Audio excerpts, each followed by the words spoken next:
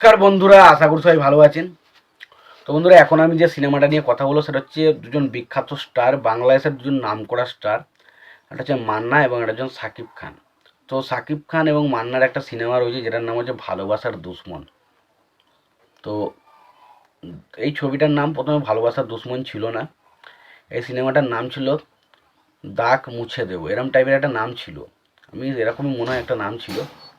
তো সেই সিনেমাটার দাগ মুছে দেবো নামটা কিন্তু চেঞ্জ করে পরবর্তী সময় রাখা হয় ভালোবাসার দুশ্মন। তো সেই সিনেমাটাকে নিয়ে এখন কথা হবে।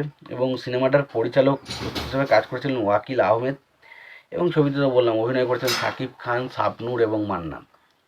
তো এই সিনেমাটা কেমন ছিল সেটা নিয়ে এখন আলোচনা করব। তো তার আগে একটাই কথা বলবো, আপনারা যদি চ্যানেলটায় নতুন হয়ে থাকেন অবশ্যই আপনারা চ্যানেলটা সাবস্ক্রাইব করে নেবেন। আর যদি আপনাদের ভিডিওটি ভালো লেগে থাকে অবশ্যই আপনারা লাইক কমেন্ট শেয়ার করতে ভুলবেন না।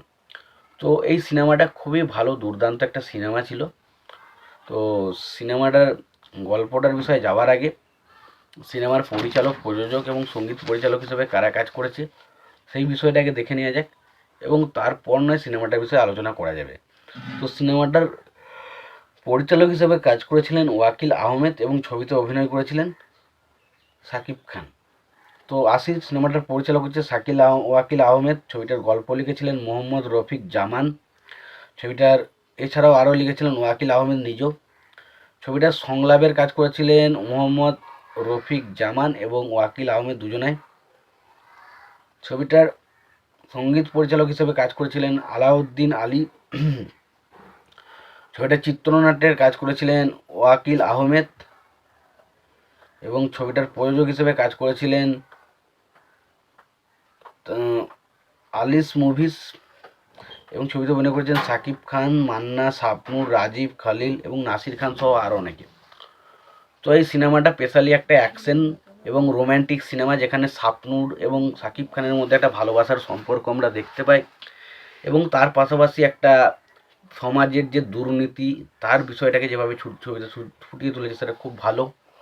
এবং মান্না এবং সাকিব খান প্রত্যেকের কাজ কিন্তু ছবিতে খুব ভালো ছিল।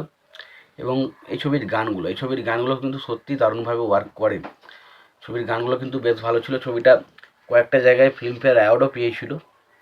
এবং বলে রাখি, ছবিটা বক্স অফিসে একটা সুপার ডুপার হিট কালেকশন করেছিল। যেহেতু এরকম বড় একটা স্টার কাস্ট, যেখানে শাবনূর, সাকিব খান এবং মান্নার মতন বড় স্টার কাস্ট রয়েছে, তো সেখানে ছবিটা যে বক্স অফিসে দারুণ কিছু কালেকশন করবে এটা নিয়ে ভাবার কোনো রকম সন্দেহ নেই।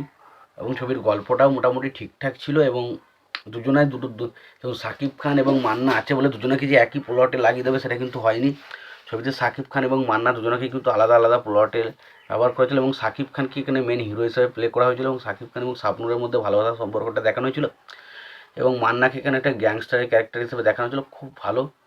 এবং সত্যি কথা বলছি, সিনেমাটার গল্পটা খুব ব্যালেন্সভাবে লেখা হয়েছে। ছবির মধ্যে ইমোশনাল পয়েন্টগুলো দুর্দান্তভাবে ব্যবহার করে, এবং ওভারঅল বলবো সিনেমাটা একটা বেশ ভালো এন্টারটেন করার মতো সিনেমা।